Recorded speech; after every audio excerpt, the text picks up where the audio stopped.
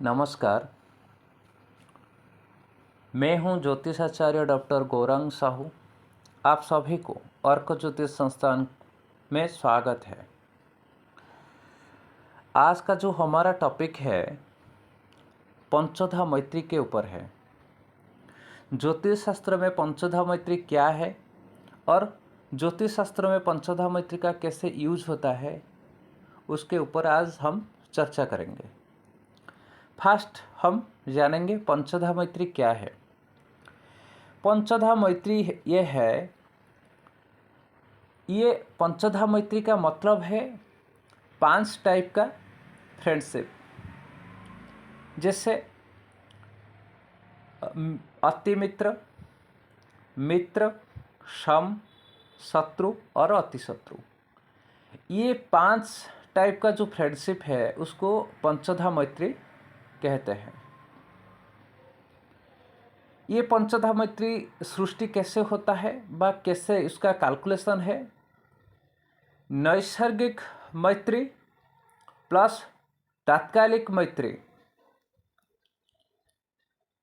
दोनों को मिला के पंचोधा मैत्री सृष्टि होता है। नैसर्गिक मैत्री चक्र क्या है? नैसर्गिक मैत्री ये है जो प्रकृति ने हमको दोस्त बना के दिया है, उसको नैसर्गिक मैत्री कहते हैं। ठीक है, प्रकृति जो हमको दोस्त के हिसाब से दिया है तो उसको नैसर्गिक मैत्री कहते हैं।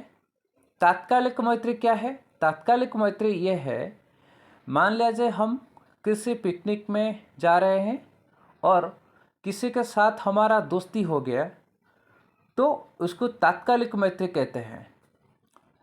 जिस तक हमारा पिकनिक है तो उसके साथ हमारा दोस्ती है, यदि पिकनिक ख़त्म हो गया तो दोस्ती भी ख़त्म होते हैं।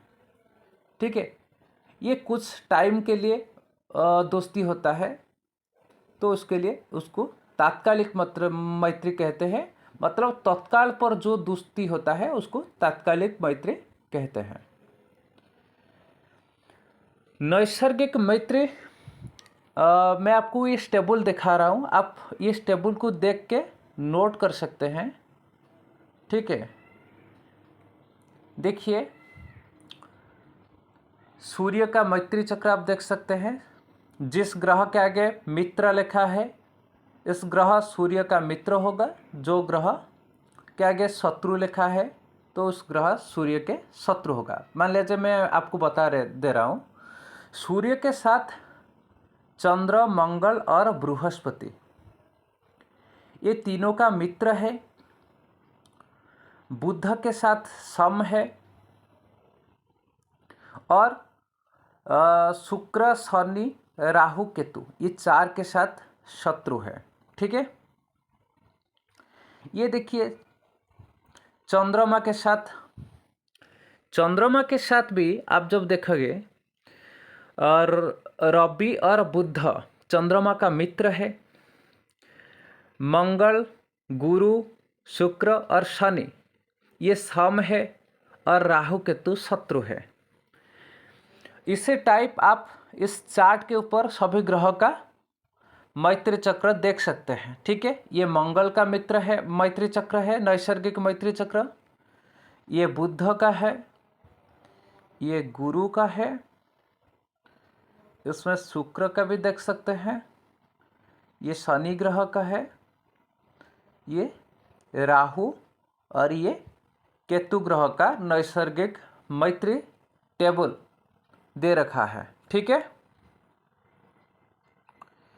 नैसर्गिक मित्र चक्र के टेबल को नोट करने के बाद आपको ये मतलब ये तो आपने समझ गया मैत्री टेबल के हिसाब से नैसर्गिक मित्र किसी का कौन सा ग्रह नैसर्गिक मित्र है, नैसर्गिक शत्रु है या नैसर्गिक सम है। तो उसके ऊपर हम पंचोधा मैत्री को कैसे डिस्कशन करेंगे तो उसके ऊपर हम चर्चा करेंगे। ठीक है, तत्काल मैत्री क्या है? ग्रह से second house, third house and fourth house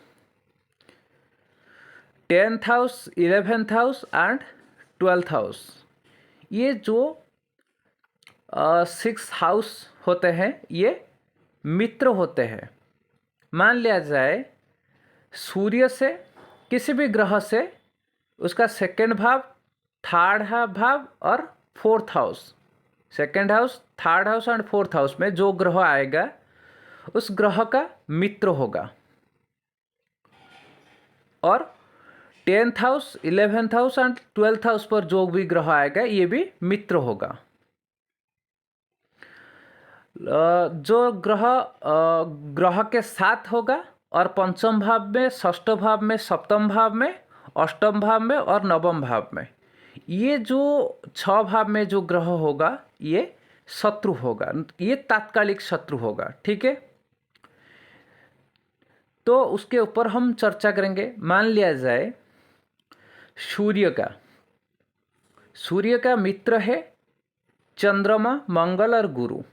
मान लिया जाए सूर्य का यदि कोई मित्र, ये नैसर्गिक मित्र है चंद्र मंगल गुरु। यदि तात्कालिक मित्र कैसे होगा? सूर्य से second house, third house and fourth house, 10th house, 11th house and 12th house, इस भाव में यदि नैसर्गिक मित्र जैसे चंद्र मंगल गुरु से कोई ग्रह यदि बैठ जाएगा तो ये अति मित्र होगा। ठीक है, तो यदि कोई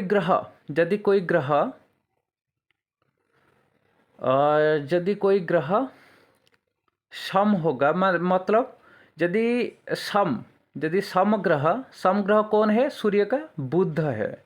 यदि बुध सूर्य से second house, third house and fourth house, 10th house, 11th house and 12th house में बैठ जाएगा तो क्या होगा?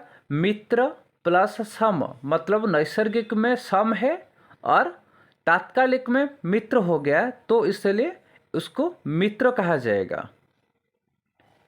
ठीक है, और सेकंड यदि हम उसके ऊपर देखेंगे शत्रु। मान लिया जाए कोई ग्रह नैसर्गिक में शत्रु है और तात्कालिक में मित्र होता है तो उसको सम कहा जाएगा। कैसे होगा? मान लिया जाए नैसर्गिक में सूर्य का शत्रु है शनि। ठीक है, किंतु आप जब देखोगे सूर्य से second house, third house and fourth house, 10th house and 11th house and 12th house, इस भाव में जब शनि बैठ जाएगा ये सूर्य का तात्कालिक मित्र बन गया। तो इसीलिए नैसर्गिक में शत्रु है, तात्कालिक में मित्र हो गया, तो इसे शत्रु प्लस मित्र इक्वल सम हो गया। ठीक है,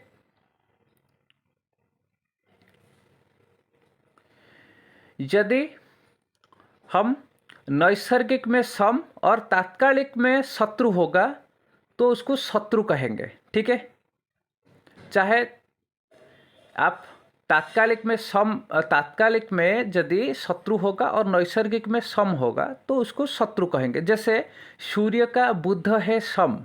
ठीक है, सूर्य का बुध है सम, यदि तात्कालिक में शत्रु बनते हैं तो उसको शत्रु कहेंगे। कैसे शत्रु बनेगा? मान लिया जाए सूर्य से जब कोई यदि बुध, सूर्य से जब नैसर्गिक में समग्रह बुध जब पंचम भाव, षष्ठ भाव, सप्तम भाव, अष्टम भाव, नवम भाव और सूर्य के साथ यदि बैठ गया तो इसको शत्रु कहेंगे। कैसे? मतलब ये नैसर्गिक में सम है और तात्कालिक में शत्रु है, तो इसीलिए सम प्लस शत्रु इक्वल शत्रु होते हैं। अति शत्रु क्या है? अति शत्रु है जो ग्रह नैसर्गिक में शत्रु है और तात्कालिक में शत्रु होगा तो इसको अति शत्रु कहेंगे। जैसे मान लिया जाए शनि सूर्य का शत्रु है, नैसर्गिक में भी शत्रु है, और तात्कालिक में शत्रु कैसे होगा ना, सूर्य से पंचम, षष्ठ, सप्तम, अष्टम, नवम और सूर्य के साथ यदि बैठ जाएगा ये शत्रु होता है तात्कालिक में। तो इसीलिए नैसर्गिक में शत्रु है और तात्कालिक में शत्रु है, तो शत्रु प्लस शत्रु इक्वल अतिशत्रु। ठीक है, उसका रेफरेंस भी आप सुन लीजिए, ये भी आप नोट करके रख सकते हैं। मित्र प्लस मित्र इक्वल अति मित्र, सम प्लस मित्र इक्वल मित्र,